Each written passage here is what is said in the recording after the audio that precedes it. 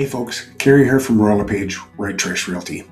And today I want to dive into a little bit of a subject that seems to be in the news lately, and that is radon gas. Let's dive into it, shall we? Okay, well, if you haven't clicked close on this yet, you might be wondering, what is radon and who cares? Great question. Now, I'm no expert, but let me provide some insight that I've discovered through some reading and video watching and that kind of stuff in regard to the properties in our area and radon levels. Basically, radon is radioactive decay of uranium that's found in the soil, rock, water, and pretty much in every one of our homes here. Depending on where you live, the geology around our homes, under our homes, make a big impact on how much radon might be present in your home. It comes through the cracks in the floor, your sump pit, any openings, cracks in the wall, and that kind of thing, where the radon seeps in.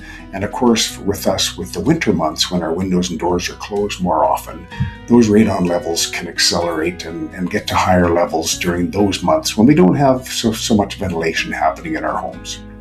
Now, as I mentioned, it's basically in all of our homes, but it's the level that's acceptable that might be something to think about in regards to how concerning it might be to you. With long-term exposure, radon is number one for lung cancer.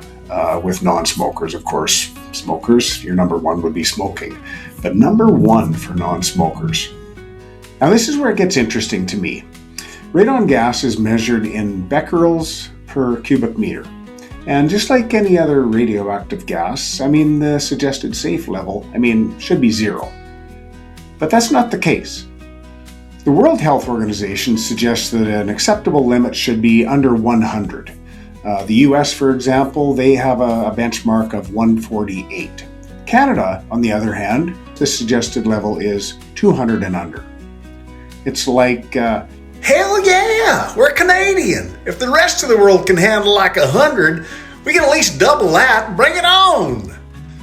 Okay, so why take interest in this? Well, we, and by we I mean my wife, took part in Alberta's Tomorrow Project, which basically follows a group of adults over decades to monitor their health and cancer and anything like that, just to watch the health of Albertans.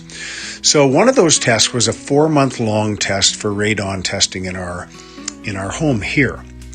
And our results came back with a long-term average of 148 plus or minus 18. I'm told plus or minus 18 because during the winter months, things are locked up, no ventilation, might be a little bit higher.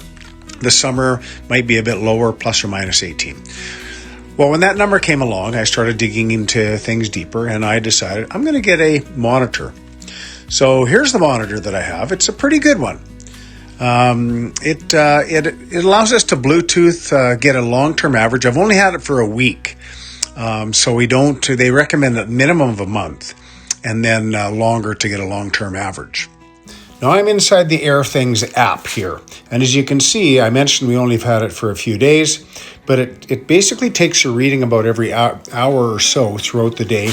You can monitor through the Bluetooth. You can see the levels at the very bottom. We went as high as 192. But the average is going to be probably, I think, in the 148 range based on the results we had from the Alberta's Tomorrow Project. But quite handy to be able to come into the Bluetooth here and have a look at the readings as we go along. So with that information, then we can make some decisions on whether or not we would like to mitigate some things in our home to make it more, more safe in terms of radon in our home. Wainwright, in general, and you can look on a map.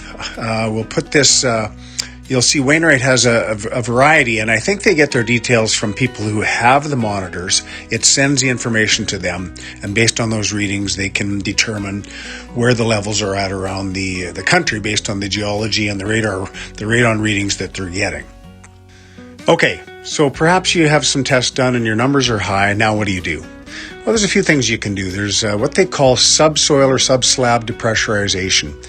And what they would do is they'd insert a pipe through your sump pit or a hole in your slab, and that would basically be hooked up with a fan, this pipe, and it would suck radon from underneath your slab out your roof or out the sidewall. You want everything sealed up, and your sump pit is a fairly major one to be concerned about.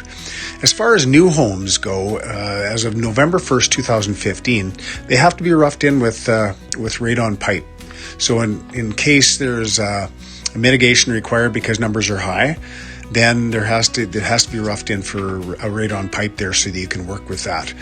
They also do other things. They do a better sealing job to make things a bit more airtight, which is part of the problem actually when it comes to not allowing things to be ventilated, but it also keeps things out. So that's the positive there. They put extra poly underneath. They have extra gravel and stuff underneath as well. So there's things that they do to help keep you safe as well. Anyways, I hope this helps. If you have any questions, I'm happy to help. I've found it interesting to dive into this, and if you have any questions at all about my detector and that kind of stuff, I am happy to share that information. Have an awesome day.